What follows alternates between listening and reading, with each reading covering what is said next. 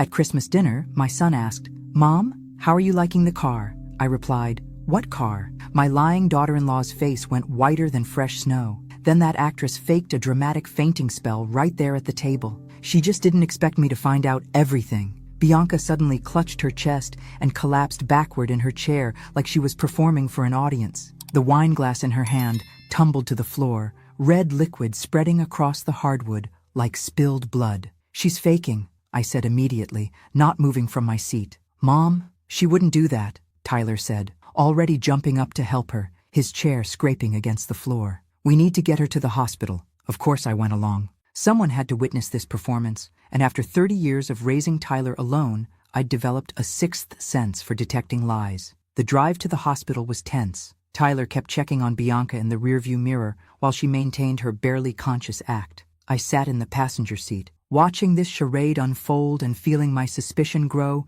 with every fake whimper. At the hospital, Bianca lay on the gurney with her eyes fluttering dramatically. The nurses bustled around, checking her vitals while she played her part to perfection. When she finally came to, after 20 minutes of medical theater, she launched into her prepared sob story. "Honey, I'm so sorry," she whimpered to Tyler, reaching for his hand with trembling fingers. "I crashed the car that was supposed to be delivered to your mom. I didn't tell you because I didn't want to stress you out. You just got back from that business trip yesterday, and you were already so tired." "Wait, what car?" That's when everything clicked into place like puzzle pieces, forming a very ugly picture. Let me explain what's really going on here, because this story is more twisted than a pretzel factory having a bad day. My son Tyler is 30 years old and worth about $8 million.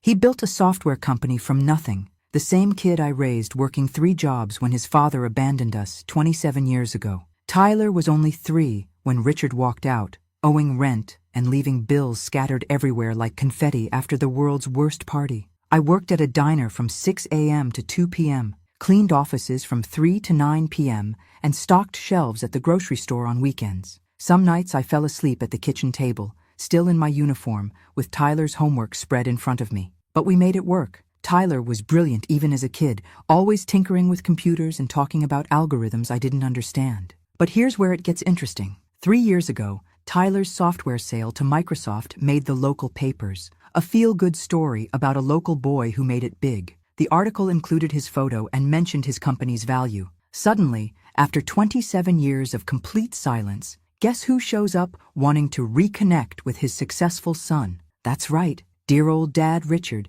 with perfect timing and empty pockets. Tyler was so hungry for a father that he welcomed Richard with open arms. I understood why. Every kid wants to believe their absent parent left for noble reasons, not because they were a deadbeat who couldn't handle responsibility. 6 months after Richard's miraculous return, he introduced Tyler to Bianca, a sweet young woman who seemed perfect for my son. She was charming, attentive, and said all the right things about wanting a family. They dated for a year, got married in a small ceremony, and Tyler moved to another city with his new wife. He was finally living his dream of having a complete family, father, wife, the whole package. Except Tyler had bought me a car last week as an early Christmas gift. Since he was traveling for business, he asked Bianca to deliver it when she visited while he was gone. Tyler got back yesterday, and this was the first chance he'd had to ask me about it. The problem? Bianca never delivered any car, and now she's lying about crashing it. "I feel terrible," Bianca continued at the hospital,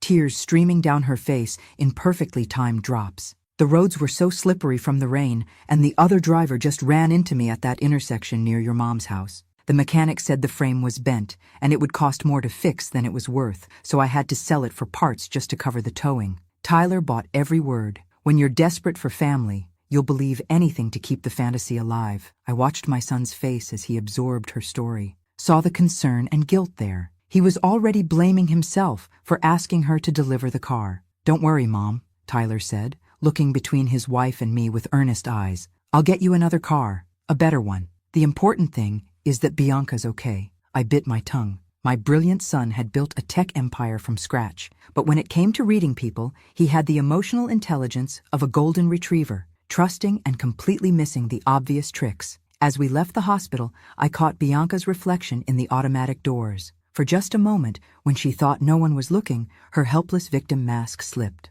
The expression underneath was calculating and cold, the look of someone who just successfully pulled off a con. If acting was a crime, she'd deserve an Oscar and a prison sentence. That night, as Tyler fussed over his traumatized wife and I played the part of the understanding mother-in-law, I made a decision. If my daughter-in-law thought she could con my son, she'd picked the wrong family to mess with. After all, I'd spent 30 years protecting Tyler from the world. I wasn't about to stop now, especially when the threat was sleeping in his bed and had access to his bank accounts. The game was on. The next morning, while Tyler was at the office making money and Bianca was probably rehearsing her next performance, I decided to fact-check her story. 30 years of single motherhood had taught me that when something doesn't add up, you'd better start doing the math yourself, and Bianca's story had more holes than Swiss cheese. I poured myself a strong cup of coffee, sat at my kitchen table with my reading glasses on, and picked up the phone. Time to channel my inner detective. Henderson Motors, this is Jake speaking. Hi, this is Helena Morrison. You delivered a car to my daughter-in-law, Bianca Morrison, about 10 days ago. A white Toyota Camry? Oh sure, the white Camry. Beautiful car, fully loaded. Is everything okay with it? I paused, choosing my words carefully. Actually, that's what I'm calling about. She mentioned there was some kind of accident? Accident? Jake's voice went up an octave, genuine confusion clear in his tone. Ma'am, I delivered that car personally to the address she provided. She was thrilled when I arrived, signed all the paperwork with the biggest smile I'd seen all week, even took photos with it, said she wanted to document the moment. My grip tightened on the phone. Photos. How nice. There was a pause. Then Jake continued. Actually, now that I think about it, she did ask some unusual questions about the resale value and how quickly someone could transfer ownership. I remember thinking it was odd, since most people don't ask about selling a car they just received, but I figured maybe she was just the planning type. Resale value. Of course she did. Little Miss Innocent had been calculating profit margins from minute one. She didn't mention any concerns about the vehicle or road conditions? I pressed. Not a one. Actually, she seemed pretty excited. Made some comment about how this was going to solve some financial problems. Jake chuckled. I remember thinking it was funny. Most people buy cars to create financial problems, not solve them. I bet it was going to solve her problems all right. The kind of problems that involved unauthorized access to other people's money. After thanking Jake and hanging up, I sat back in my chair, my suspicions confirmed like a medical diagnosis I didn't want to receive. Bianca had lied about the accident with the creativity of a fiction writer and the conscience of a pickpocket. I spent the rest of the morning researching car insurance claims and accident reports online, trying to see if there was any record of the supposed crash. Nothing. No police reports, no insurance claims, no record anywhere of an accident involving a white Toyota Camry in the past 2 weeks. When Tyler came home for lunch, I tried a careful approach, which, for me, meant not immediately calling his wife a lying thief. Honey, maybe we should help Bianca report the accident to insurance, I suggested, while he made himself a sandwich. She might be able to recover some money, even if the other driver was uninsured. She already handled all that, Mom. Tyler barely looked up from spreading mustard on his bread. She said the other driver didn't have insurance and left the scene before the police arrived. No witnesses either. One of those hit-and-run situations you hear about. How convenient. A ghost accident with a phantom driver and no witnesses. What about the police report? I asked, trying to keep my voice neutral. Mom. His voice carried that warning tone I remembered from his teenage years, the same one he used when I questioned whether he'd really done his homework. Bianca was traumatized by the whole experience.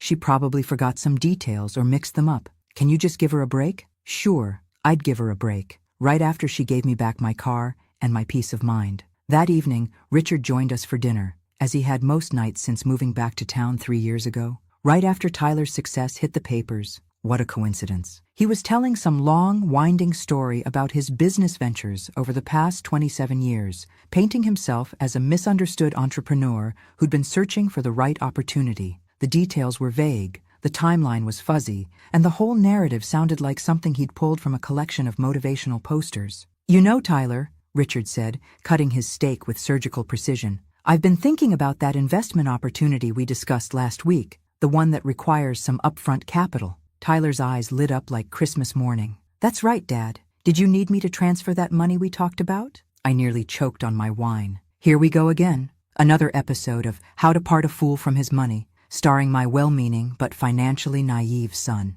Well, If you're sure it's not too much trouble, son, Richard said, with just the right amount of hesitation. Just until the deal closes next month. Of course not. Your family. And there it was. The magic word that made Tyler's critical thinking disappear faster than free samples at Costco. Later, as I loaded the dishwasher and tried to process the evening's events, I caught a glimpse of Bianca and Richard on the back patio through the kitchen window. They were standing close together, heads bent in intense conversation. Their body language was familiar, comfortable, not like two people who were still getting to know each other. When Tyler wandered out to join them with his coffee, they immediately stepped apart like teenagers caught kissing behind the school building. The conversation switched to harmless topics: the weather, the neighbor's new fence, Tyler's work schedule. But I'd seen enough. Something was definitely going on between those two, and it had nothing to do with normal in-law bonding. The way they moved around each other, the quick glances, the seamless way they changed subjects when Tyler appeared,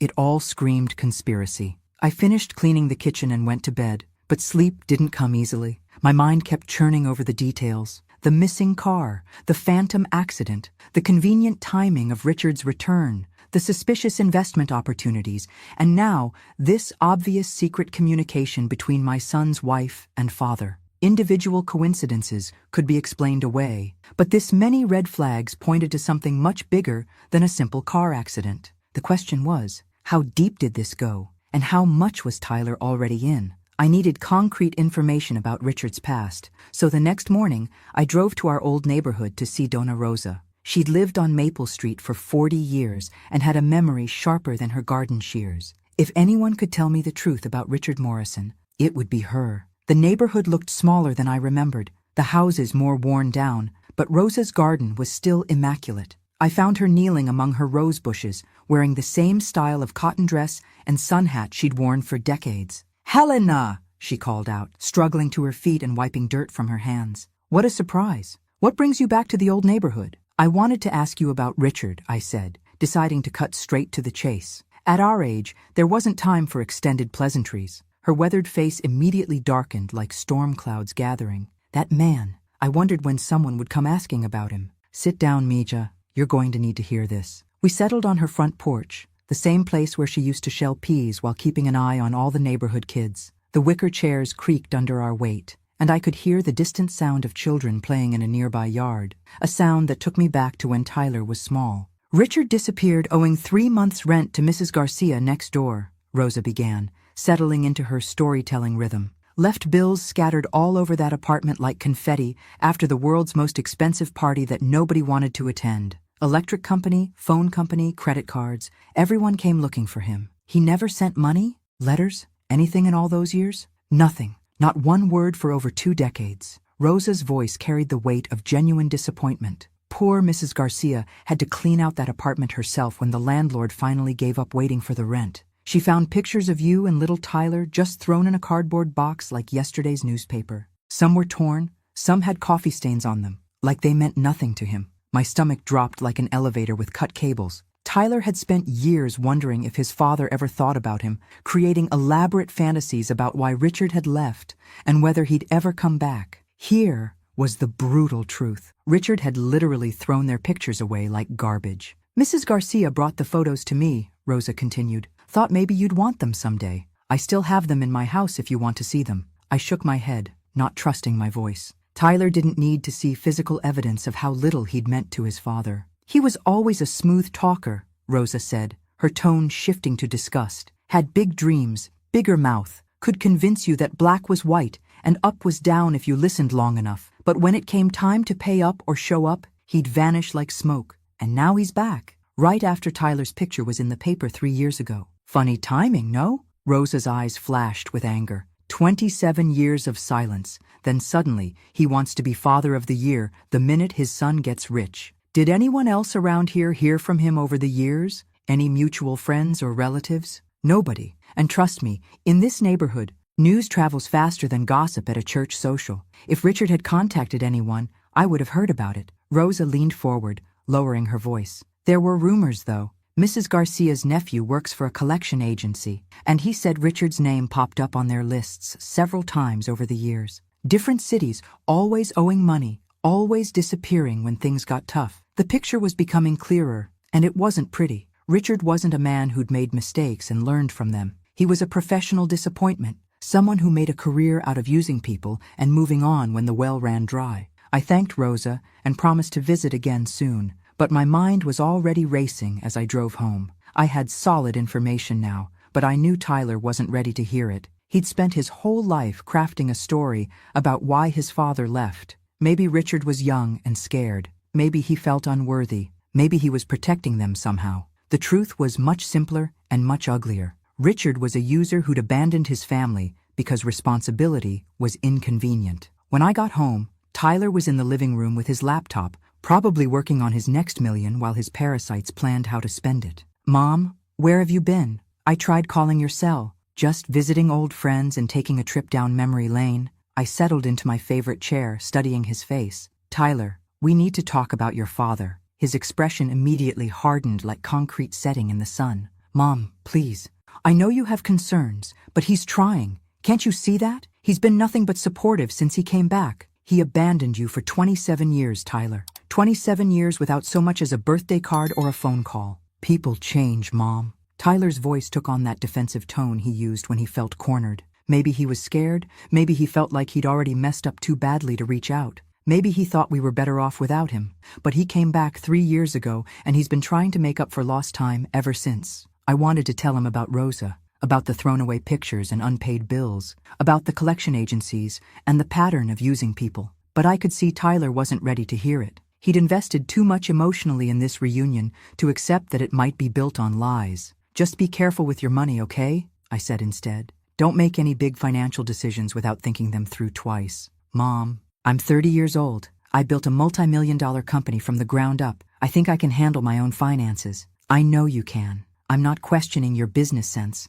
I'm questioning their motives." "Their motives?" Tyler's voice rose slightly. "Mom, I need this. I need to believe that families can be fixed, that people can change, that it's not too late to have the father I always wanted." And there it was, the heart of the matter. Tyler wasn't just welcoming Richard back. He was trying to heal a wound that had been bleeding for 27 years. The problem was that Richard might be pouring salt into that wound instead of helping it heal. That was the real tragedy. Tyler was so focused on the family he thought he could have that he couldn't see what was happening to the family he actually had. And I was starting to suspect that this blindness wasn't accidental. It was being carefully cultivated by two people who knew exactly which buttons to push. The next afternoon, I decided it was time for some field research.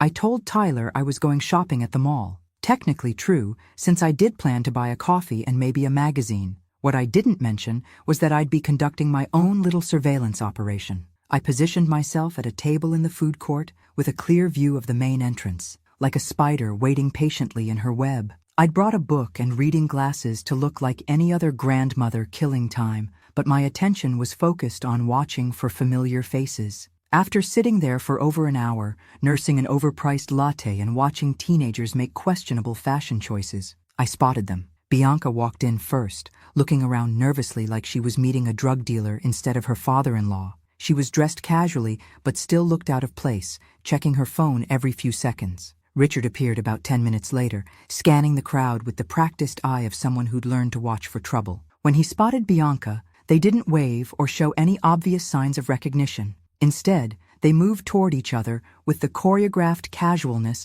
of people who'd done this before. They chose a table near the Barnes & Noble entrance, partially hidden behind a decorative pillar, but with clear sight lines to the exits. Professional paranoia or guilty consciences? I was betting on the latter. I moved closer, abandoning my book and pretending to browse the jewelry kiosk about 20 feet away. My hearing wasn't what it used to be, but I caught fragments of their conversation carried on the mall's echo. "Told you we needed to be more careful. She's asking too many questions." Tyler's starting to notice the patterns. My heart rate spiked. They were talking about me, and they were talking about Tyler noticing something. Noticing what? The financial irregularities? The timing coincidences? The way they seemed to communicate without words? I fumbled with my phone, trying to get a decent photo without being obvious about it. My camera skills were roughly equivalent to my ability to perform brain surgery, but I managed to capture one blurry image that clearly showed both their faces and their intense conversation. When I got home, Tyler was in his office on a video call with clients in California. I waited until he finished, then knocked on his door with what I hoped was casual maternal concern. "Hey, honey. Look what I saw at the mall today." I showed him the photo on my phone screen. Tyler squinted at the blurry image, then looked at me with mild exasperation. "Mom, they're family now. Of course they talk to each other, and this photo is so blurry I can barely tell who it is. But look at their body language. They're leaning in like they're sharing secrets. Maybe they were planning a surprise for you. Or maybe Dad needed advice about something and didn't want to bother me while I was working." Tyler's ability to find innocent explanations for suspicious behavior was truly a gift, the kind of gift that made people easy targets for con artists. "Tyler, doesn't it seem strange that your father came back right when you became successful, after 27 years of nothing?" He looked up from his computer with the tired patience of someone explaining simple concepts to a child. "Mom, I love you, but this paranoia has to stop. Dad and Bianca are both important to me,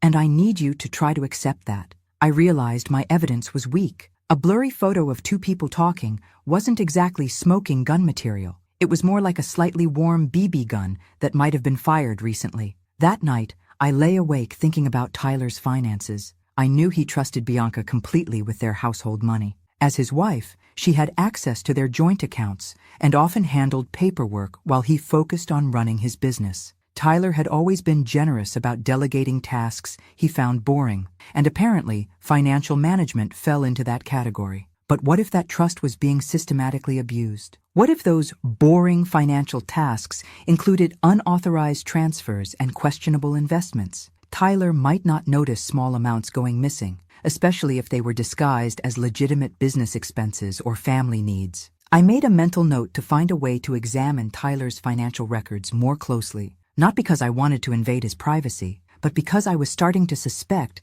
that his privacy had already been invaded by people with much worse intentions than mine. The problem was figuring out how to do it without Tyler feeling like I was crossing a line. He was already defensive about Richard and Bianca. If he thought I was spying on his finances, he might cut me out of his life entirely. But if I was right about what was happening, Tyler might not have a financial life left to cut me out of. The next morning, I called my old friend Margaret, whose son was an accountant. If I was going to investigate financial fraud, I needed to understand what signs to look for. "Margaret, hypothetically speaking, if someone wanted to steal money from a family member without them noticing right away, how would they do it?" "Helena, what's going on?" "Just humor me, hypothetically." Margaret sighed. "Well, small amounts over time would be the smart way, maybe disguised as legitimate expenses or investments. Set up automatic transfers that the victim approves once and then forgets about. Use joint accounts where both people have access, but only one person pays attention to the details."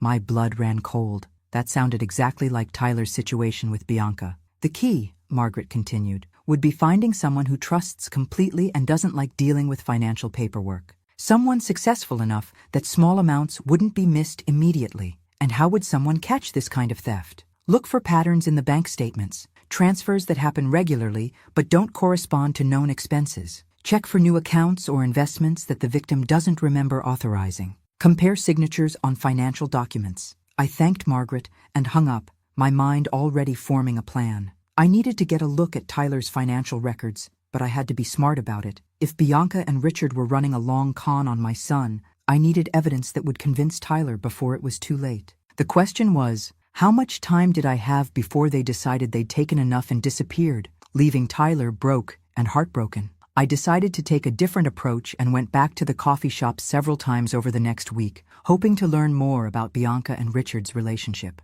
Each time, I brought a different book and tried to look like any other customer having a literary moment instead of conducting amateur surveillance worthy of a discount spy novel. On my third attempt, after consuming enough caffeine to power a small aircraft, I finally spotted them again. This time, I was more strategic about positioning myself, close enough to observe but hidden behind a display of travel mugs and seasonal merchandise. The teenage barista, a girl with purple hair and multiple ear piercings, was wiping down tables nearby with the enthusiasm of someone who'd rather be literally anywhere else. I decided to take a calculated risk. "Excuse me," I said when she approached my table with her cleaning cloth. "That couple over there, they come here a lot, don't they?" She glanced over and nodded without much interest. "Oh yeah, those two. They're here pretty regularly. Maybe once or twice a week. Always order the same thing. Black coffee for him, caramel macchiato for her. They tip okay, but they always seem kind of stressed about something. They seem familiar somehow.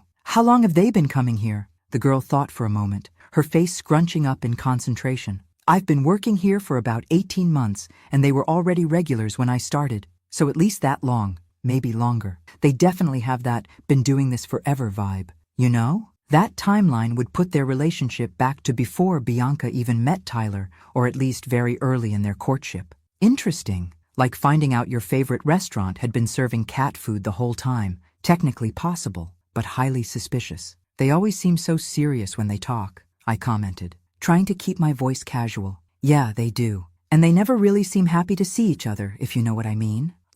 Not like family or friends would be. More like, she paused, searching for the right comparison. Like business partners who don't particularly like each other, but need each other for something. Business partners. That phrase hit me like a cold slap across the face. They always sit in that same corner, the girl continued, warming to the subject now that she had an audience. And they're always looking around, like they're worried someone might overhear them. Kinda paranoid, actually. I thanked her and sat back in my chair, processing this information like a computer analyzing data. Bianca and Richard had been meeting regularly for at least 18 months, possibly longer. They acted like business partners rather than family members. They chose secluded seating and watched for eavesdroppers. This wasn't the beginning of a beautiful friendship between in-laws. This was evidence of a long-term partnership that predated Bianca's relationship with Tyler. When I got home, I found Tyler in his home office, signing a stack of papers with the mechanical precision of someone performing a familiar routine.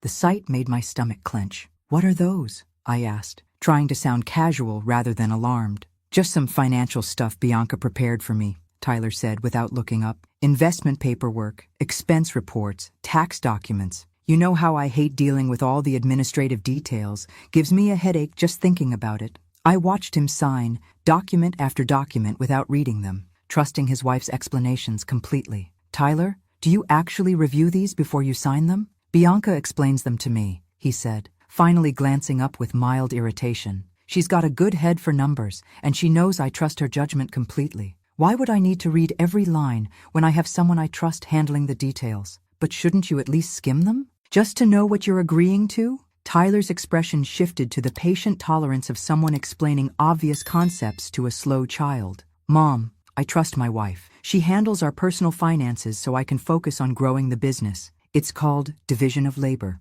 She's good with money management. I'm good with technology and client relations. The innocent logic was heartbreaking. Tyler had built his entire financial life on the assumption that the people closest to him had his best interests at heart. It was a beautiful philosophy and a terrible vulnerability. Besides, Tyler added, returning to his signing, Bianca shows me the important stuff. These are just routine transfers and investment adjustments. Routine transfers. My blood pressure spiked like a rocket launching. That evening at dinner, Richard mentioned his investment opportunity again, as he had every few days for the past month. The details were always vague but promising. The timeline was always urgent, and the amount needed always seemed to increase slightly each time it came up. Tyler, that real estate deal I mentioned is moving faster than expected, Richard said, cutting his pot roast with surgical precision. The seller wants to close by the end of next week, which means I need to move on it sooner than we discussed. No problem, Dad.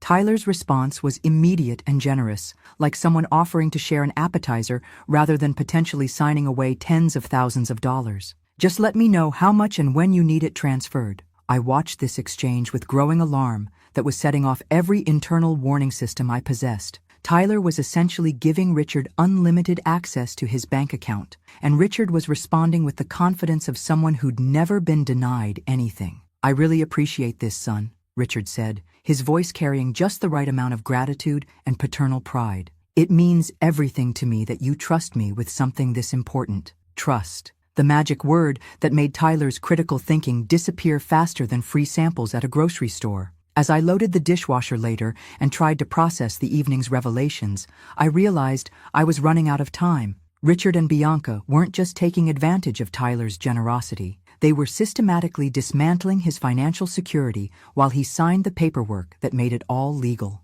The question was no longer whether they were stealing from Tyler. The question was how much they'd already taken and how much time I had left to stop them before they disappeared with his life savings, leaving him broke and wondering how his perfect family had turned into his perfect nightmare. I needed concrete evidence, and I needed it fast. Because Tyler's trust fund was about to become Tyler's tragedy, and I was the only one who could see the train wreck coming. The next morning, I decided it was time to confront Tyler with everything I'd gathered so far. I spread the evidence across his kitchen table like a prosecutor preparing for trial. The photo from the coffee shop, my notes from the conversation with Jake at the dealership, the timeline discrepancies, and my growing list of financial red flags. Tyler walked into the kitchen in his bathrobe, expecting his usual quiet breakfast, and found me sitting there with what looked like a conspiracy theorist's fever dream laid out in front of me. "Mom, what's all this?" he asked, pouring himself coffee and eyeing my makeshift evidence board with the wariness of someone who'd walked into an intervention.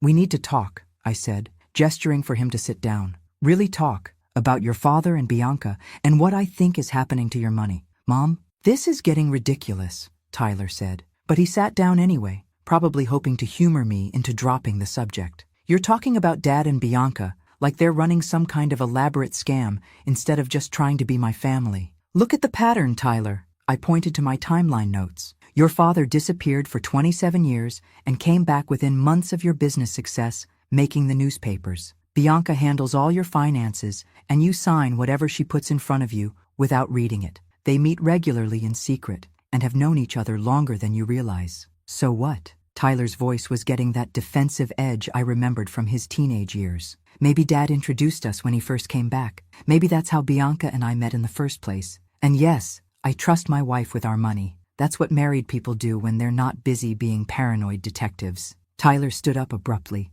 pacing to the window overlooking his backyard. His shoulders were tense, and I could see the conflict playing out in his posture. Love warring with logic, hope battling against growing doubt. "Mom, do you have any idea what it was like growing up without a father?" His voice cracked slightly, revealing the little boy who still lived inside my successful grown son. "Do you know how many nights I lay awake wondering if he'd ever come back? If he even remembered I existed?" My heart broke for him all over again. "Tyler, I know." "No, you don't know," he continued, turning to face me with eyes bright with unshed tears. "You had to be both parents, and you did an amazing job. But I still felt that hole where a father should have been. Every school play, every birthday, every graduation, I looked for him in the crowd, even though I knew he wouldn't be there. And now he's here." Tyler's voice grew stronger, more determined. "He wants to be part of my life. He's trying to make up for lost time, trying to be the father I always needed. And you're asking me to throw that away because of some vague suspicions and blurry photographs?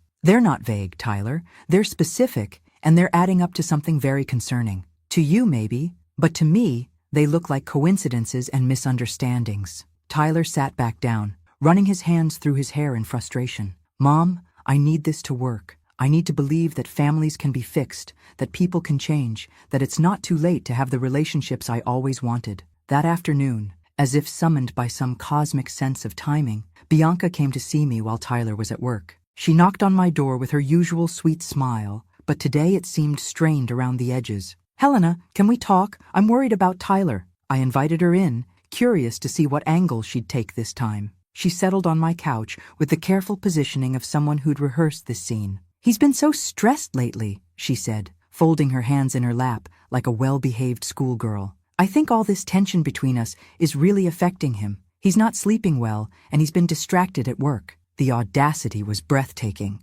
This woman was potentially robbing my son blind, and she was sitting in my living room expressing concern for his well-being. "I understand that it's difficult to share Tyler with new people," she continued, her voice dripping with practiced empathy. "You've had him to yourself for so long, been his whole world.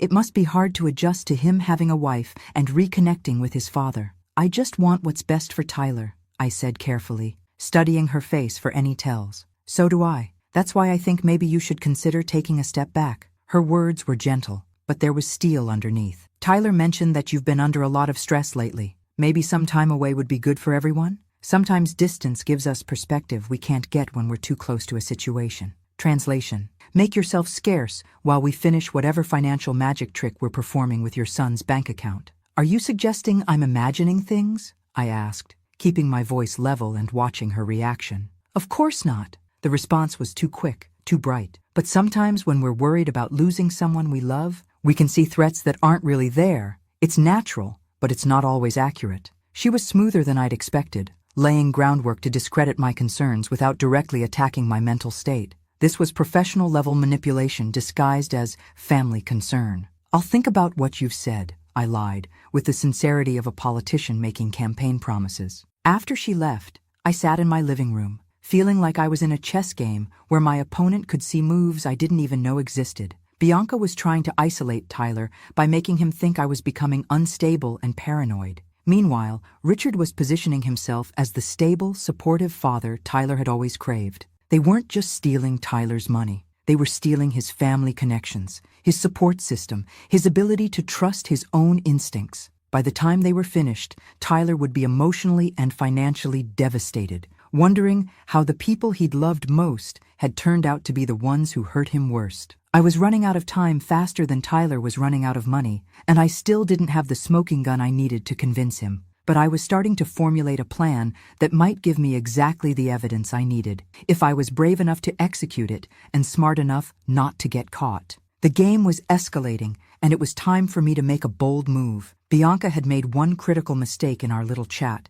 She'd revealed that she wanted me out of the picture, at least temporarily. Like a magician accidentally showing the audience how the trick worked, she'd given me valuable information about their strategy. Time to use that information to my advantage. I called Tyler that evening and put on my best defeated mother voice, the one I'd used when he was 16, and thought he knew everything about everything. "Honey, I've been thinking about what Bianca said today. Maybe she's right. Maybe I do need to get away for a while and gain some perspective on this whole situation." "Mom, you don't have to," Tyler started, but I could hear the relief in his voice underneath the protest. "No, I think it would be good for all of us. I'm going to visit your Aunt Marie in Phoenix, give everyone some space to breathe, and maybe clear my head a bit." Tyler was quiet for a moment, probably processing the unexpected turn of events. "Are you sure? I don't want you to feel like we're pushing you away." "Of course not, sweetheart. I just think some distance might help me see things more clearly. Sometimes when you're too close to a situation,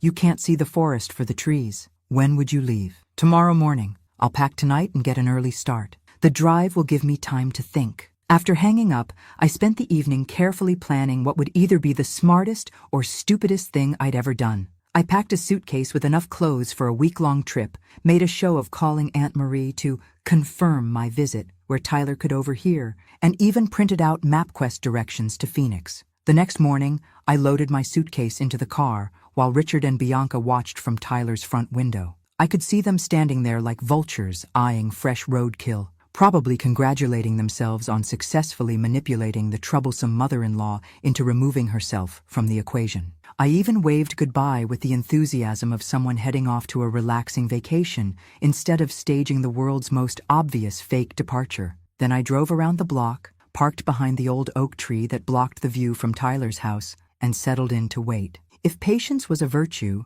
I was about to become a saint. If stupidity was a crime, I was about to become a felon. At exactly 10 a.m., Tyler's usual departure time for his Tuesday morning client meetings, I watched his car disappear down the street. I gave him an extra 10 minutes to clear the neighborhood, then used my spare key to sneak back into the house like a reverse burglar breaking into her own son's home. The living room was empty, but I could hear Richard and Bianca talking in the kitchen, their voices more relaxed than I'd ever heard them. They were probably celebrating their victory over the suspicious mother-in-law who'd finally been neutralized. I needed concrete evidence, something Tyler couldn't dismiss or rationalize away with his impressive collection of optimistic explanations. I carefully made my way to Tyler's home office, where he kept his important papers and sometimes worked on his laptop when he wanted to avoid distractions. Tyler's filing system was organized, but not obsessive. He had folders for different types of documents, but wasn't paranoid about security within his own home. Why would he be? He trusted the people who had access to his house and his life. I started with the investment folder, pulling out the documents Richard had given Tyler to review over the past few months. Under the fluorescent desk light, with time to examine them carefully, several things immediately stood out. The letterheads looked professionally designed, but generic, the kind of thing someone could create with basic computer software rather than actual corporate branding. The contact information led to P.O. boxes and answering services rather than real business addresses. Most damning, several of the investment opportunities were for companies I couldn't find any trace of online. Despite Tyler's fast internet connection and my admittedly amateur detective skills, I took photos of the most suspicious documents with my phone, building a case one questionable contract at a time. Then, I heard voices getting louder in the living room, and my heart rate spiked like I'd just chugged espresso. Moving as quietly as possible, I crept closer to the doorway and positioned myself where I could listen without being seen. "Told you we needed to be more careful after that coffee shop incident,"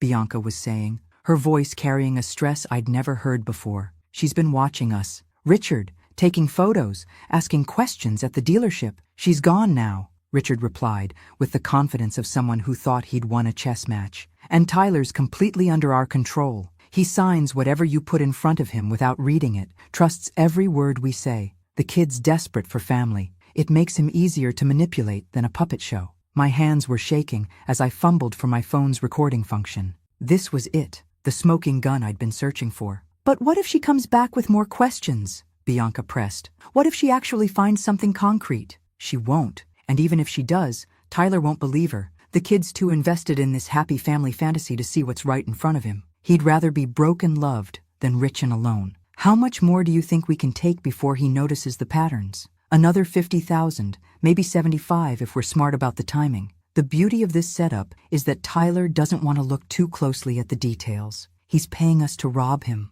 I managed to record about 10 minutes of their conversation before they moved to another room, discussing the timeline for their next phase and how to handle Tyler's increasing questions about money without arousing more suspicion. The recording wasn't just evidence of theft. It was proof of a calculated, long-term conspiracy to systematically destroy my son's financial life while playing on his deepest emotional needs. As I snuck back to my car, my phone clutched in my hand like a weapon that could save Tyler's future. I realized that the hardest part wasn't over. I had the evidence I needed, but now I had to figure out how to present it in a way that would finally open Tyler's eyes without destroying him in the process. Because while Richard and Bianca saw Tyler as an easy mark, I saw him as my son. And I was about to prove that protecting your family was a job that never ended, no matter how old your children got or how successful they became. I drove straight to Tyler's office with my phone clutched in my hand,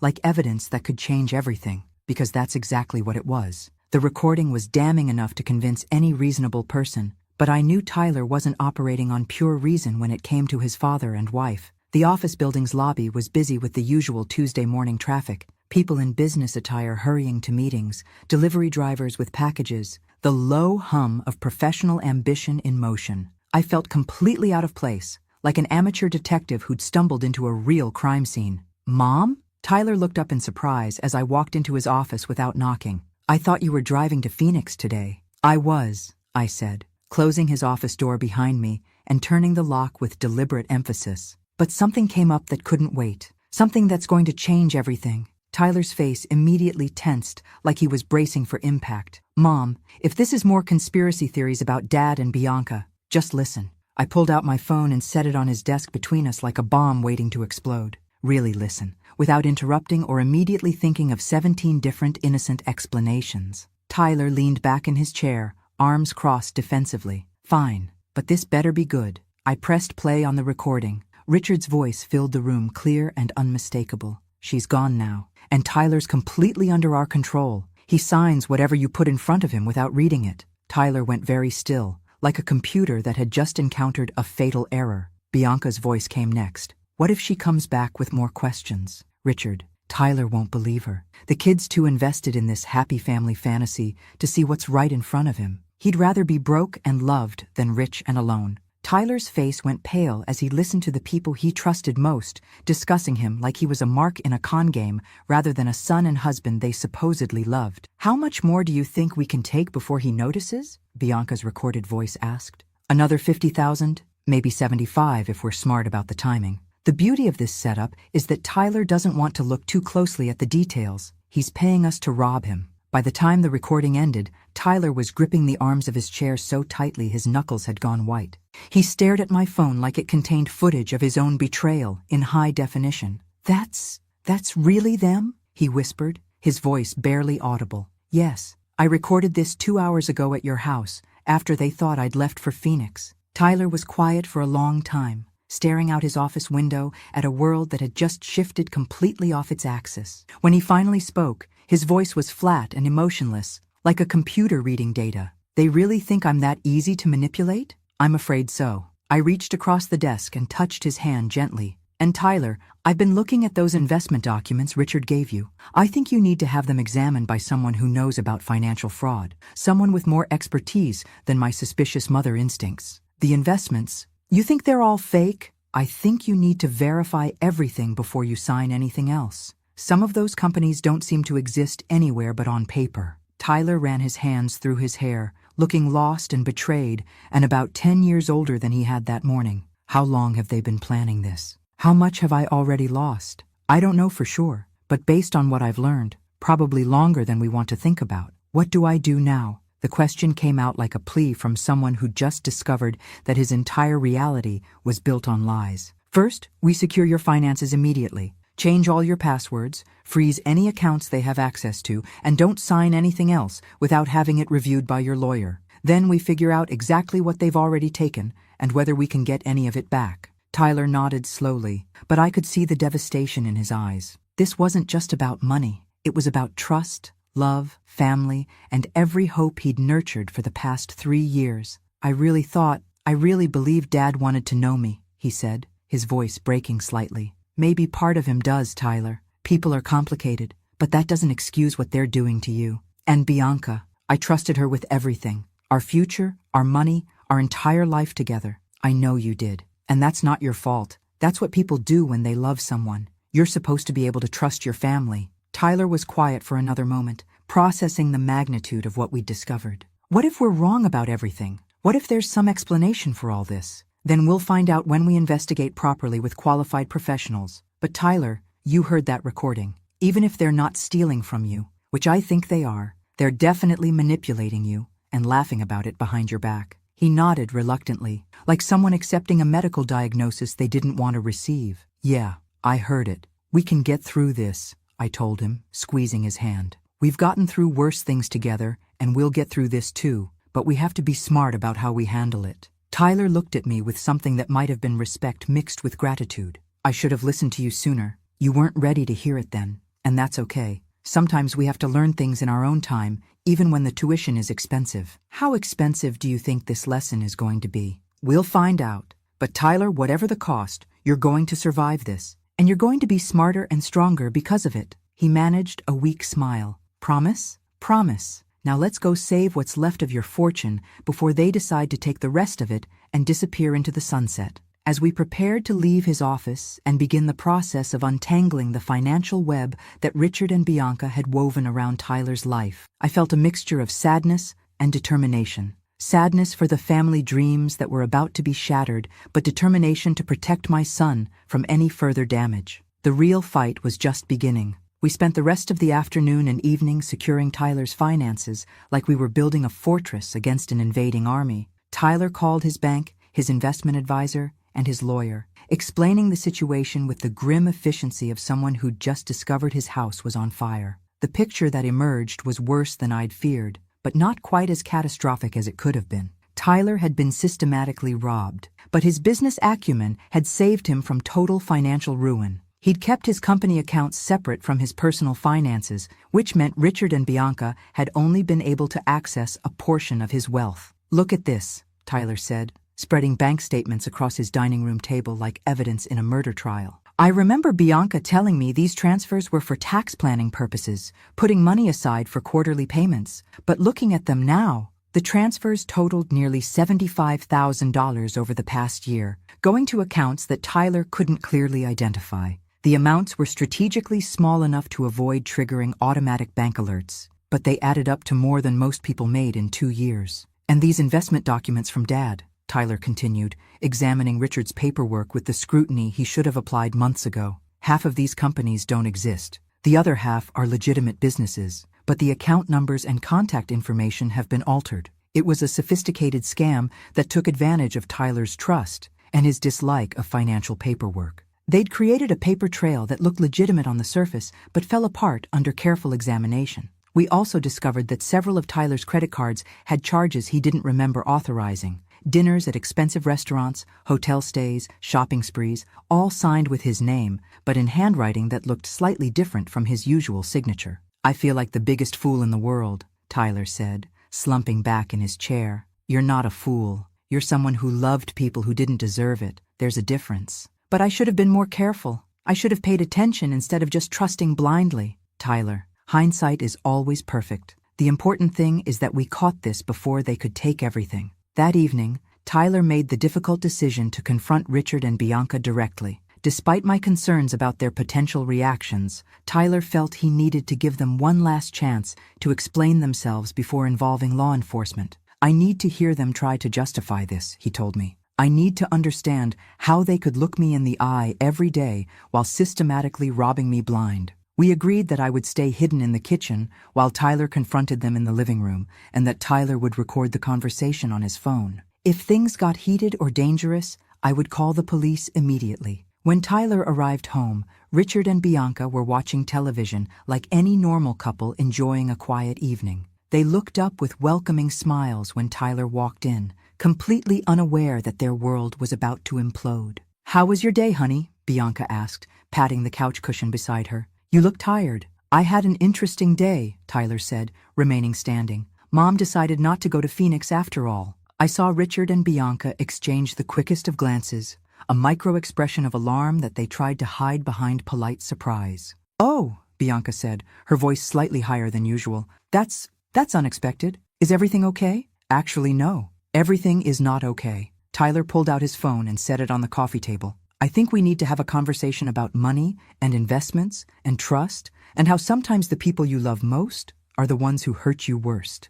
"Tyler, what's wrong?" Richard asked. But there was a note of caution in his voice now, like someone who just realized they might be walking into a trap. "I've been reviewing our financial records, and I have some questions that need answers." What followed was 20 minutes of the most uncomfortable television I'd ever witnessed. Tyler methodically presented the evidence, while Richard and Bianca went through the classic stages of getting caught: denial, deflection, minimization, and finally, desperate justification. "We were going to pay it back," Bianca insisted when the lies became impossible to maintain. "It was just temporary, just until we got back on our feet." "You have more money than you know what to do with," Richard added, his mask finally slipping to reveal the calculating opportunist underneath. "We just needed to borrow a little to handle some financial emergencies." "Borrowed?" Tyler's voice was rising now. 3 years of suppressed doubt finally finding expression. "You stole from me. You lied to me. You manipulated me while I signed the paperwork that made your theft legal."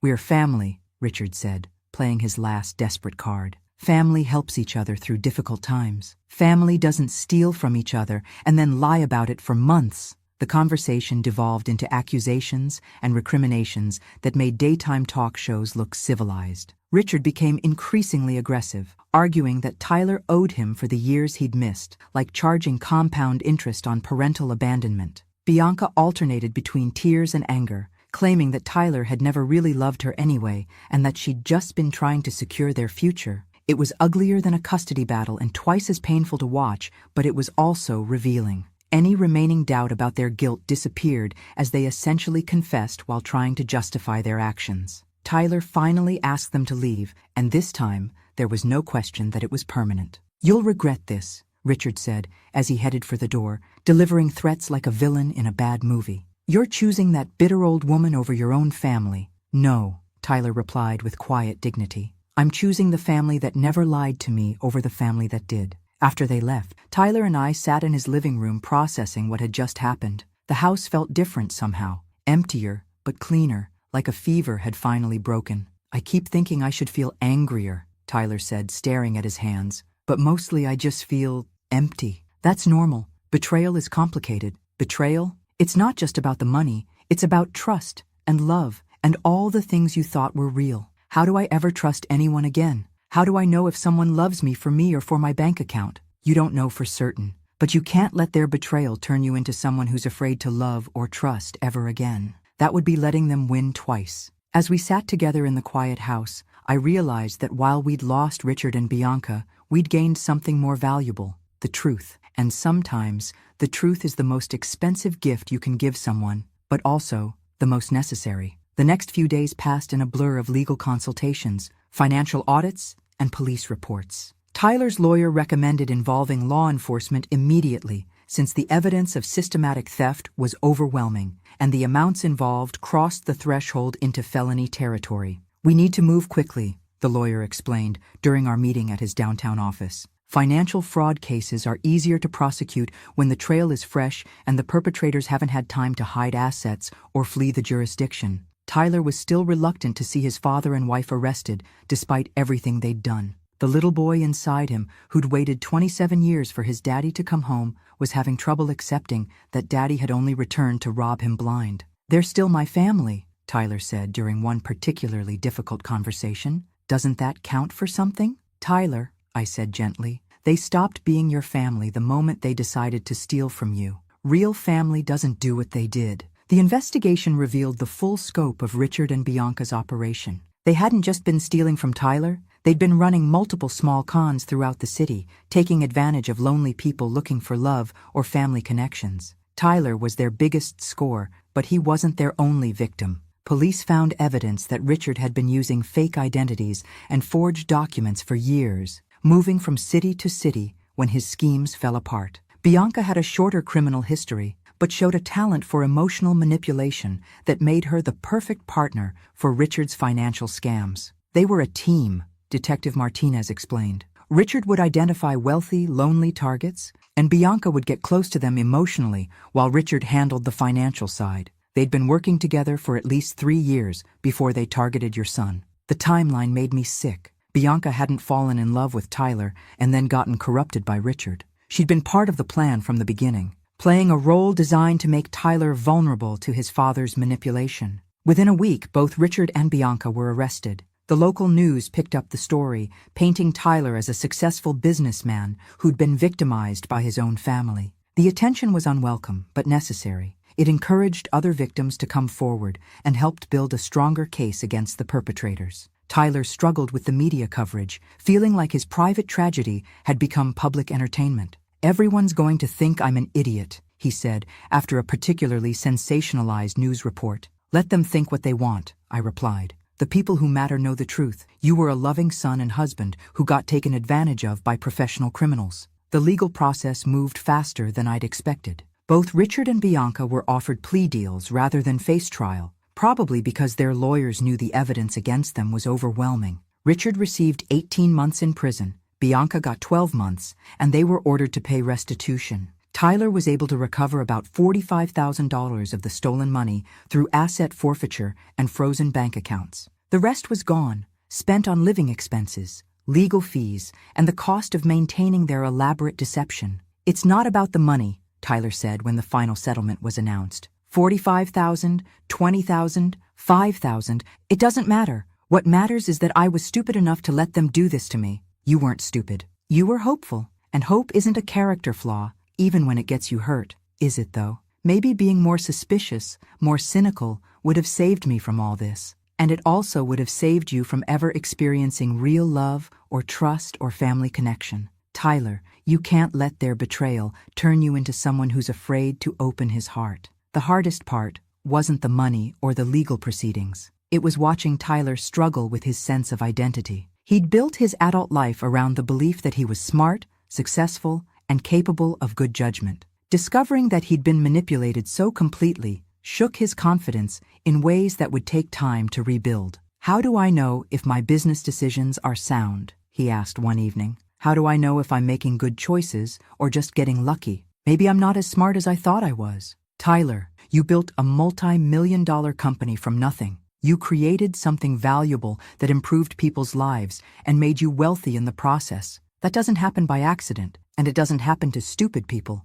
But I couldn't see through my own wife and father, because you loved them, and love makes us vulnerable. That's not a bug in your personality. It's a feature. The capacity to love deeply is what makes you human." Slowly, very slowly, Tyler began to heal. The sharp edges of betrayal softened into acceptance, and acceptance gradually transformed into wisdom. He started sleeping better, laughing more, and making plans for a future that didn't include people who saw him as a financial opportunity rather than a human being. 3 months after Richard and Bianca's arrest, Tyler and I were having dinner at his house, just the two of us, the way it used to be before his life became a cautionary tale about trusting the wrong people. "You know what's funny?" Tyler said, twirling pasta around his fork. "I keep expecting to miss them. The idea of family dinners, having people around, all that domestic bliss I thought I wanted. And do you miss them?" "No. This feels more like family than anything we had when they were here. No wondering about hidden agendas. No walking on eggshells. No worrying about what they really want from me. That's because this is real," I said. "No performance, no manipulation, no ulterior motives. Just us. I'm sorry I didn't listen to you sooner. You weren't ready to hear it, and that's okay. Sometimes we have to learn things the hard way, even when the tuition costs tens of thousands of dollars." Tyler smiled. A real smile, not the forced ones he'd been wearing for months. "Even then, though, let's try not to make expensive life lessons a family tradition." We both laughed, and for the first time since this whole nightmare began, Tyler's house felt like home again, instead of a crime scene that happened to have furniture. 6 months later, Tyler and I found ourselves sitting in the courthouse for the final restitution hearing. Richard and Bianca had both served their sentences and were being released, but the legal process required one last meeting to finalize the financial settlements. I watched them walk into the courtroom wearing orange jumpsuits and handcuffs, looking smaller and more ordinary than they had when they dominated Tyler's life. Prison had stripped away their polish and confidence, revealing them for what they really were, small-time criminals who'd gotten lucky with a particularly trusting target. Tyler sat beside me, his face calm but alert. The broken man who'd discovered his family's betrayal had been replaced by someone stronger and wiser, though the process of getting there had been painful to witness. "All rise for the Honorable Judge Patricia Chen," the bailiff announced. The hearing was brief and businesslike. Richard and Bianca had already served their sentences, most of the restitution had been paid, and everyone just wanted to close this chapter and move on with their lives. "Mr. Morrison," Judge Chen addressed Tyler directly, "you've recovered approximately 60% of the stolen funds through various legal mechanisms. The remaining amount has been written off as uncollectible. Do you have anything you'd like to say before I close this case?" Tyler stood up, and for a moment I worried he might say something he'd regret, but when he spoke, his voice was steady and thoughtful.